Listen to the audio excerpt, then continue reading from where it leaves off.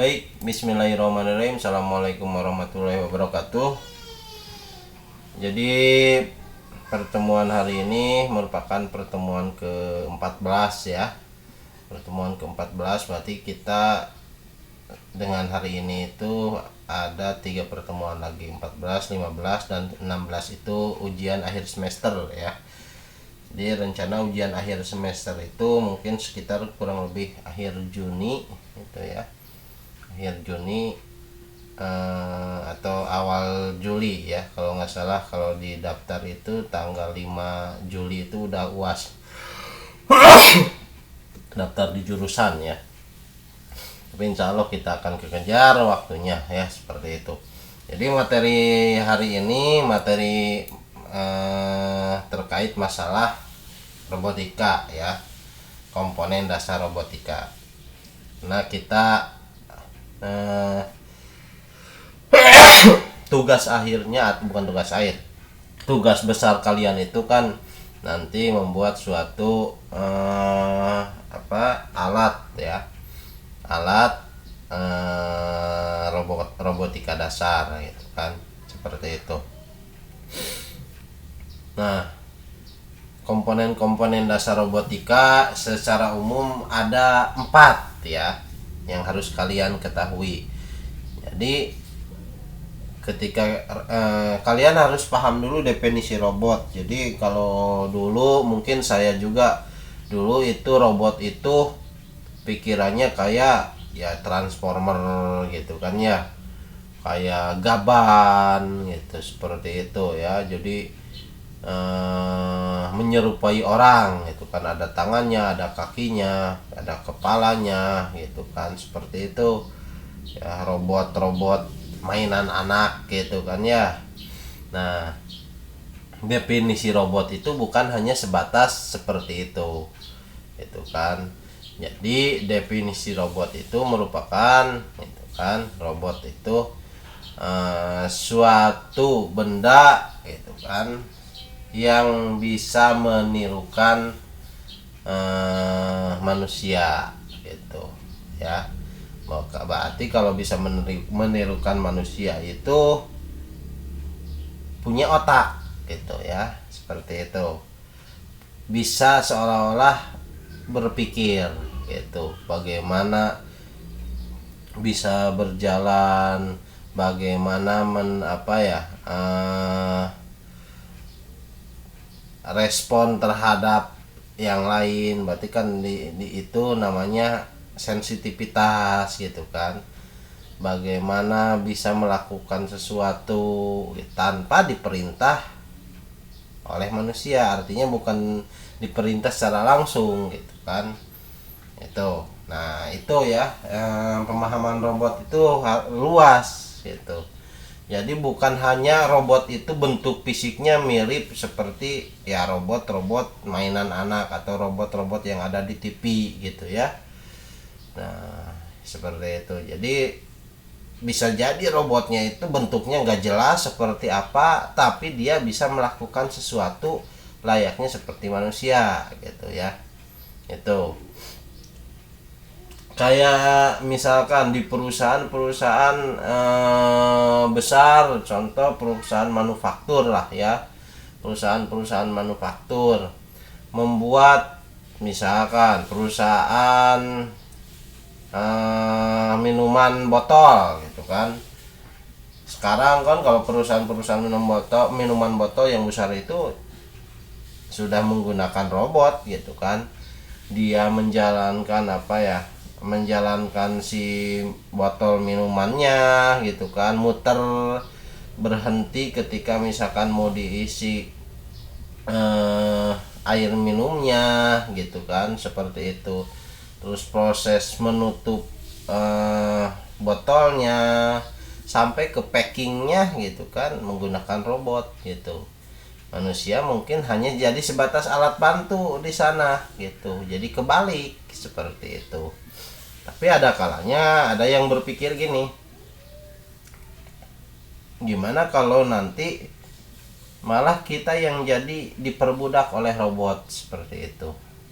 Ada nggak kemungkinan kayak seperti itu? Contoh gitu kan ya, Ada film-film yang sudah apa alur ceritanya seolah-olah manusia itu diperbudak oleh robot ya, banyak gitu kan ya, iRobot, wah banyak sekali seperti itu. Tapi itu hanya sebatas pemikiran kita gitu ya, ada ketakutan dari manusia gitu kan. Memungkinkan tidak, bisa jadi memungkinkan seperti itu gitu kan ya, karena semakin pengetahuan berkembang gitu kan, bahwa robot juga bisa berkembang seperti itu ya, karena memang pengetahuan si manusia bisa jadi di luar apa ya, di luar logika kita gitu kan.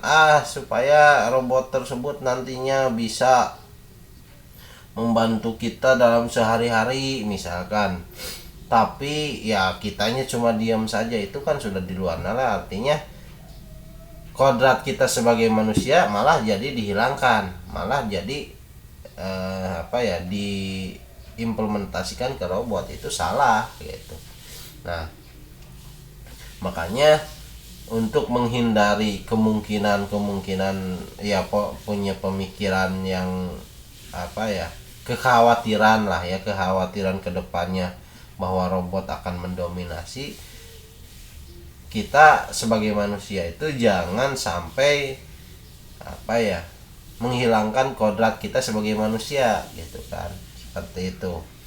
Jadi robot ya hanya sebatas membantu saja gitu, itu ya, jangan sampai segala sesuatu ya oleh robot seperti itu. Ya kemungkinan bisa jadi kayak di film-film gitu kan, film-film fiksi, film-film sci-fi seperti itu, bisa jadi kita malah dijajah ya istilah kasarnya oleh robot. Oke ya, kembali lagi ke sini. Jadi secara umum robot ini memiliki 4 komponen atau 4 bagian ya. Komponen utama ya, komponen utama dalam robot ini ada 4. Bahkan mungkin ini bisa apa, diimplementasikan dari ya tubuh kita sebagai manusia gitu kan. Nah, ada apa saja? Yang pertama ada controller, terus ada aktuator ya.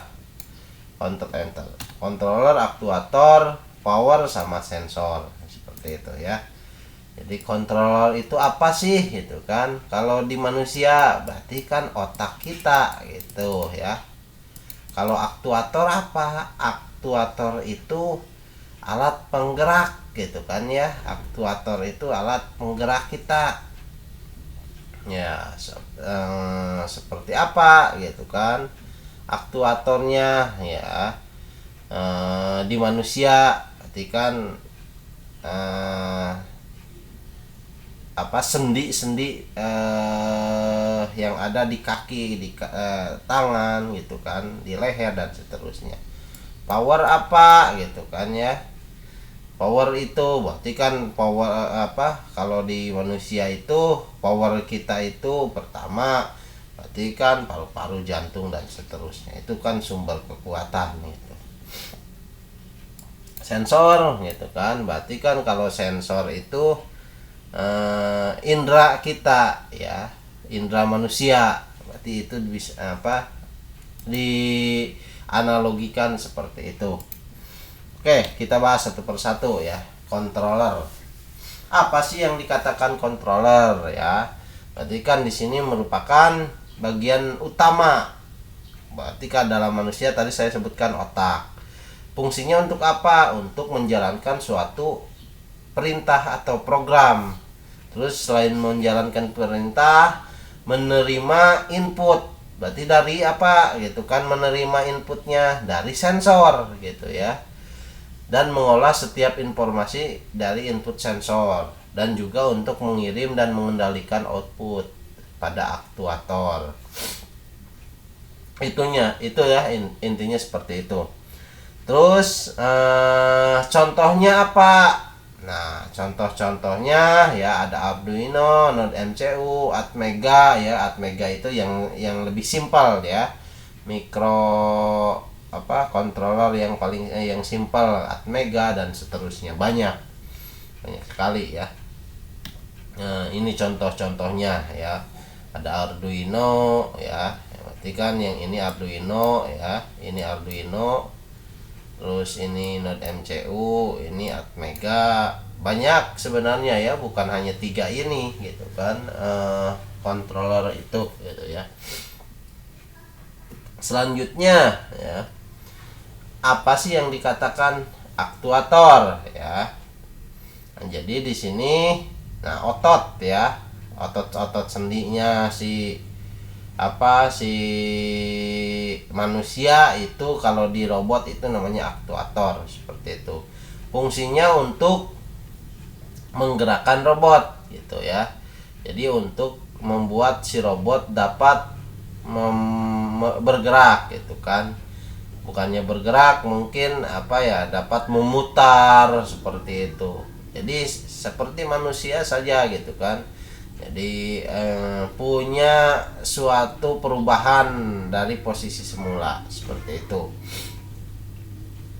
Ini kalau biasanya ya, untuk robot yang beroda ya, artinya kan dia memutarkan suatu roda. Nah, biasanya dia menggunakan DC motor gitu kan ya, sebagai pemutar rodanya gitu kan. Terus kalau misalkan si robotnya itu yang berkaki, biasanya menggunakan servo yang ya seperti itu. Jadi bisa sebenarnya menggunakan DC motor untuk yang berkaki, motor servo digunakan untuk yang beroda, tapi ya kurang cocok gitu kan, karena kayak gini, kalau roda 360 derajat kan perputarannya, seperti itu.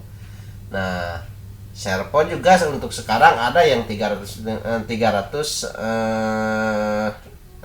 derajat, tapi servo mungkin pergerakannya tidak secepat DC motor gitu ya, perputarannya. Jadi mungkin kurang tepat bila si servo nantinya diimplementasikan ke suatu robot yang punya roda, seperti itu. Jadi untuk menggerakkan suatu roda menggunakan servo itu kurang tepat, seperti itu. Jadi ada alat-alat khusus biasanya gitu ya. Ada lagi ya, untuk jenis yang linear hidrolik atau pneumatik juga digunakan untuk penggerak robot. Ada ya, ada pneumatik penggerak robot kayak itu shock breaker ya, kalau di mobil atau di motor. Hidrolik, pneumatik itu sebuah penggerak ya, fungsinya untuk ya kayak shock breaker gitu kan, seperti itu. Atau melontarkan sesuatu, nah gitu ya, robot pelontar gitu ya, untuk kalau misalkan tangan melempar gitu kan. Nah, ada alatnya namanya ya pneumatik ya, seperti itu. Nah, ini contoh-contoh aktuator ya, contoh-contoh aktuator. Nah, pneumatik itu biasanya seperti ini ya, gambarnya yang ini. Jadi kebetulan mungkin kalau tahu berarti sudah 2 tahun dengan sekarang kita tidak mengikuti untuk Unsia ya, tidak mengikuti lomba abu ya, abu Robocon. Itu lomba yang paling bergengsi itu kan. Lomba kontes robot Indonesia KRI itu salah satu kategorinya itu abu Robocon ya. Jadi pemenang di Indonesia nanti akan berlomba di luar negeri, seperti itu. Nah, ini mungkin menelan biaya lumayan juga gitu kan, kontes abu Robocon.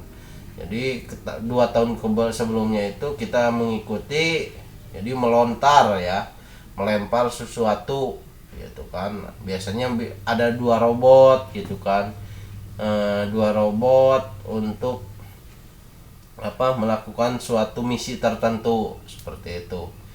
Biasanya robot yang satu ya menggunakan alat bantu manusia, pakai controller, misalkan pakai stick gitu kan, digerakkan untuk membawa alat tertentu. Kalau melontar dulu itu melontar itu piringan seperti itu ya. Terus yang satu yang robot otomatis gitu ya.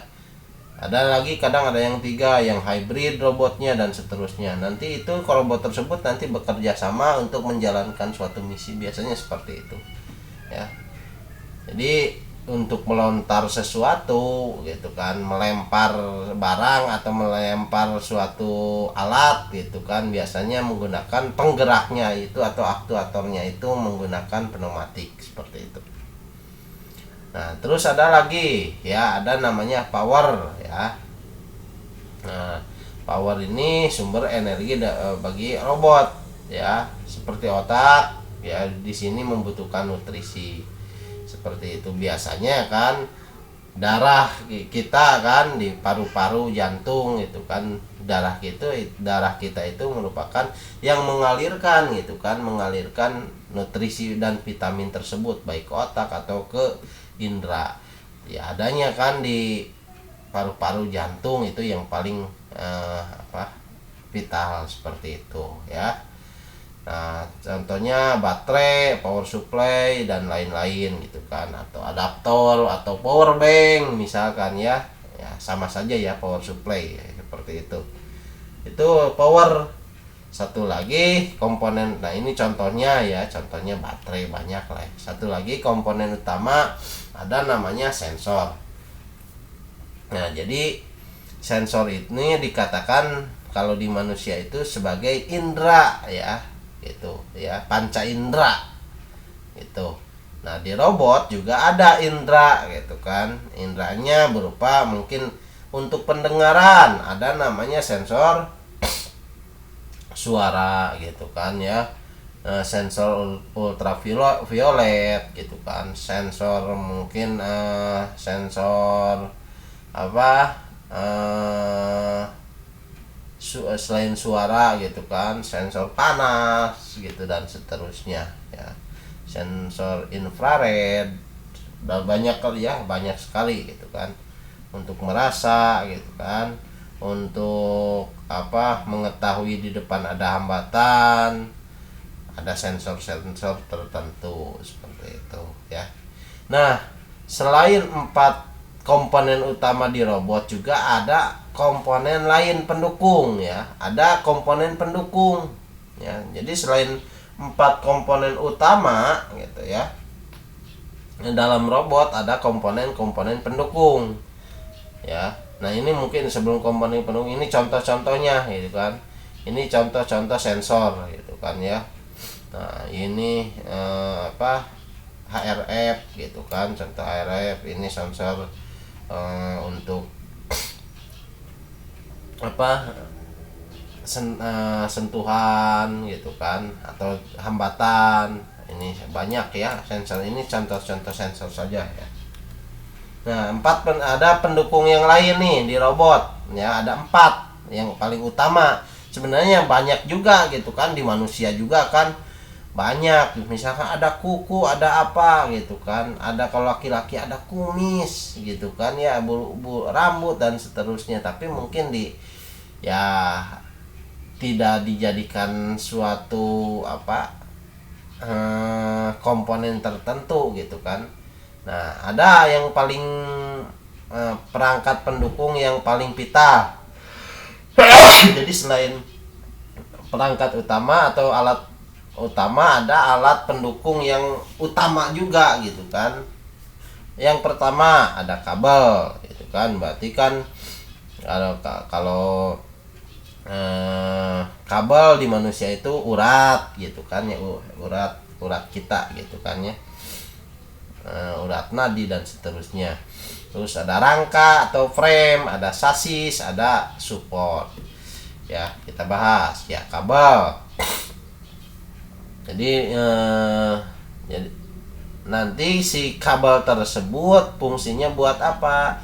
Buat meneruskan ya, buat meneruskan suatu perintah tertentu, atau buat menerima suatu perintah tertentu. Contoh tadi dari sensor menangkap sesuatu, nanti untuk menyampaikan hasil tangkapan tersebut ke dalam suatu controller gitu kan, ke dalam suatu alat untuk pengendali itu ya dibutuhkan suatu jalur ya, makanya menggunakan kabel seperti itu ya untuk menerima fungsi dan seterusnya.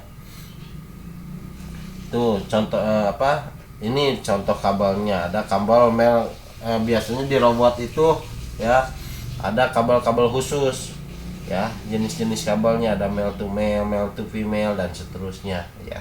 Ya kabel-kabel yang sudah jadi gitu ya, tinggal kita colok. Tapi ada kenapa ada male to male, ada male to female, karena biasanya misalkan di Arduino ada lubang input atau lubang output yang dua ya, jadi dia harus female misalkan seperti itu. Ada lagi male to male, berarti ada harus lubangnya yang satu misalkan seperti itu. Di komponen-komponen yang lain lubangnya hanya satu, berarti kabelnya seperti apa. Jadi nanti tergantung dari si komponen yang lain gitu. Terus rangka, di sini rangka berarti kan sebagai alat penyangga berupa tulang kalau di manusia ya. Rangka-rangka itu berarti tulang-tulangnya gitu ya, tulang penyangga gitu, seperti itu yang membentuk robot menjadi bagian berbagai macam dan penunjang penampilan robot ya. Seperti untuk rangka selain mungkin tulang, mungkin frame kita, artinya bentuk fisik kita dari luar seperti apa. Nah itu mungkin rangka ya, seperti itu. Ini beberapa contoh. Terus selanjutnya ada sasis ya. Sasis ya biasanya menjadi badan bagi robot ya, bagi si robot. Biasanya sebuah sasis pada robot dipasang di berbagai macam frame dengan jumlah yang banyak gitu ya. Ada sasis seperti itu ya. Satu lagi ada support. Nah tadi saya bilang mungkin ada support, ada kumis, ada kuku, ada yang lain gitu kan. Nah di sini supportnya itu berupa baut, mur dan seterusnya ya. Perangkat-perangkat yang hal-hal yang sekiranya mungkin bisa bisa berfungsi untuk ya, atau tidak berfungsi gitu kan, atau kadangkala bisa digunakan atau tidak. Nah masuknya ke support seperti itu ya. Itu fungsi-fungsi dari atau komponen-komponen secara umum ya, komponen-komponen yang ada dalam robot. Jadi ada 4 komponen utama, ada 4 komponen pendukung. 4 komponen utama berarti ada controller, fungsinya berarti sebagai otak manusia, aktuator gitu kan sebagai penggerak gitu ya.